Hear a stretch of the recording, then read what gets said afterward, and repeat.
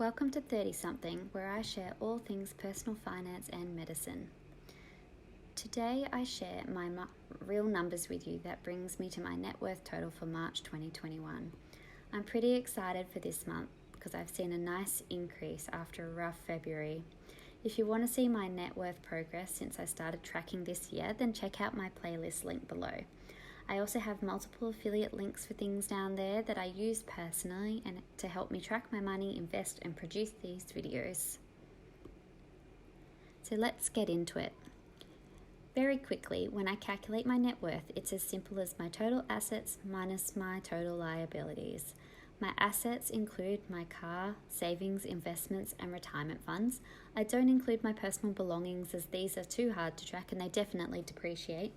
My only liabilities are my HECs debt, aka an interest-free Australian government student loan, and my credit card that I pay in full and never pay any interest as a result. I gain Virgin Australian points as well with this credit card and therefore get free flights a few times a year, which is pretty good. So here I go through my total assets at the end of March. It's finally broken the 60k mark. My biggest increase this month was in my cash savings, followed by my investments, mostly from my own contributions. My super has gone up slightly, but I do note that my new employer has yet to make any contributions. They have 3 months to do so, so I'm not concerned, but we'll keep an eye on it. If you're an Australian employee, then make sure you check that your workplace is actually making the payments, as it's illegal not to contribute a minimum of 9.5% super. It may say that they're doing it on your payslip, but just check on your MyGov account as well. My liabilities have gone up a bit this month, with the total coming to $86,624.34, all from putting more on my credit card. Even though my assets have gone up considerably, this actually was a massive spend month after I decided to buy a camera, some clothes, and some exercise equipment. April will be better, I'm sure. Keep an eye out for my budget review soon for more information on what I spent my money on. So here's a breakdown for the month.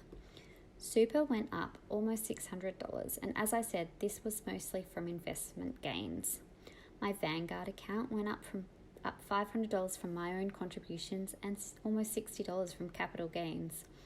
Next month, I'll be paid dividends again, so that's exciting and I look forward to seeing how much they'll be. My cash savings went up a whopping $5,500. I did get paid out almost $4,000 in leave on the last day of the month, which helped this look so good.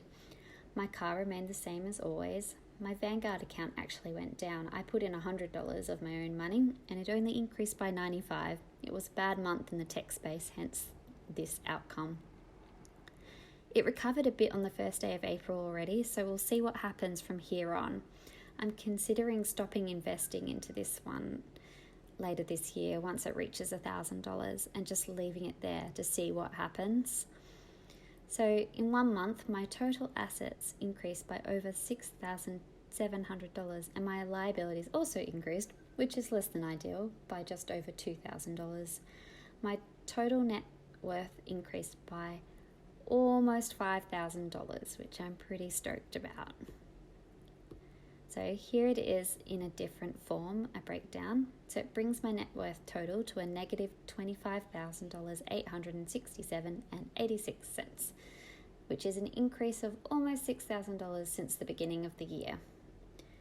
I'm well on my way to seeing a positive net worth by the end of this year, as if you've watched my previous videos in which I explain this in more detail, my student loans will be paid down in bulk at tax time, which is in July and August every year in Australia. The other thing to note is that my HECs debt will also be indexed in June, so that means it'll go up in that point.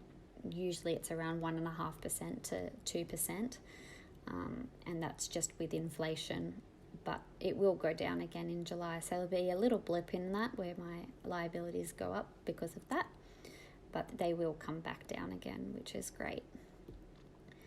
So I just wanted to go through some of my goals in April, and very quickly, essentially, is just to keep doing what I've been doing for a long time. Although I haven't been saving consistently the $200 a fortnight into my emergency fund just with my pay's been all over the place lately with the changing of jobs multiple times in the last 2 months. But now that I've got a consistent pay period, and I should start earning a little bit more than my base, because I've started seeing more patients, and that's how I get paid. So I look forward to being able to consistently put in my money into my emergency fund, continue investing as I've been doing. I'll continue to invest into Spaceship for another couple of months, probably to the middle of the year, and then probably stop that.